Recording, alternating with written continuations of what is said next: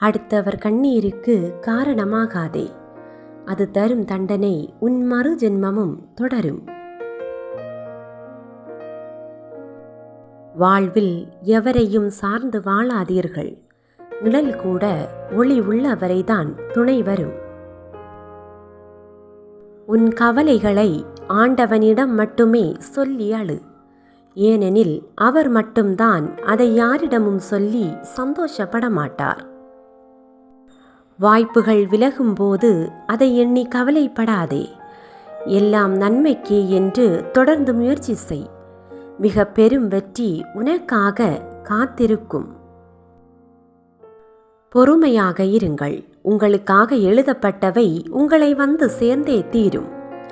ஏனென்றால் அதை எழுதியவன் மிக சிறந்த எழுத்தாளன் இறைவன். இறைவனிடம் கஷ்டங்களை தராதே என்று வேண்டுவதை விட எவ்வளவு கஷ்டங்கள் தந்தாலும் அதை தாங்கிக் கொள்ளும் இதயத்தை தாய் என்று வேண்டுங்கள்.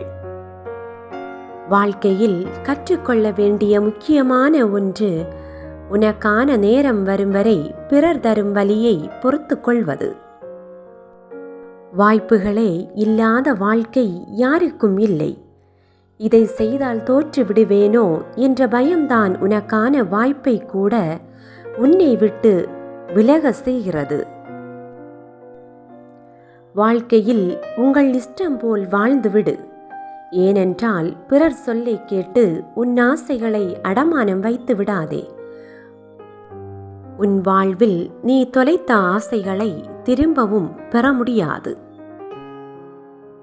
வாழ்க்கை தரும் கஷ்டங்களை கண்டு பயந்து ஓடுபவன் அது தரும் சிறு இன்பத்தை கூட அனுபவிக்க தகுதியற்றவன். வேடிக்கை பார்ப்பவர்கள் என்ன நினைப்பார்கள் என்று நினைப்பது மிக பெரிய முட்டாள்தனம். ஏனென்றால் அவர்களால் நமக்கு எந்த பயனுமே இல்லை. எந்த நிலைமையையும் சந்திப்பதற்கு சமாளிப்பதற்கும் உரிய துணிச்சல், மன உறுதி இருந்தால் வெற்றி நிச்சயம். வெற்றிக்காக போராடும் போது வீண் முயற்சி என்று சொல்பவர்கள் வெற்றி பெற்ற பின் விடாமுயற்சி என்பார்கள். சுயநலம் மிகுந்த இவ்வுலகில் தனித்து நிற்கையில் தெரிகிறது தன்னம்பிக்கையின் வலிமை.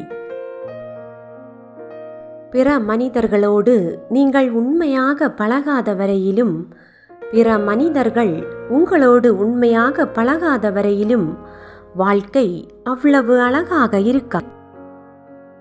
எதையும் ஏற்றுக்கொள்ளும் மனப்பக்குவம் வந்துவிட்டால் பிறகு என்ன நடந்தாலும் கவலை என்பது இல்லை.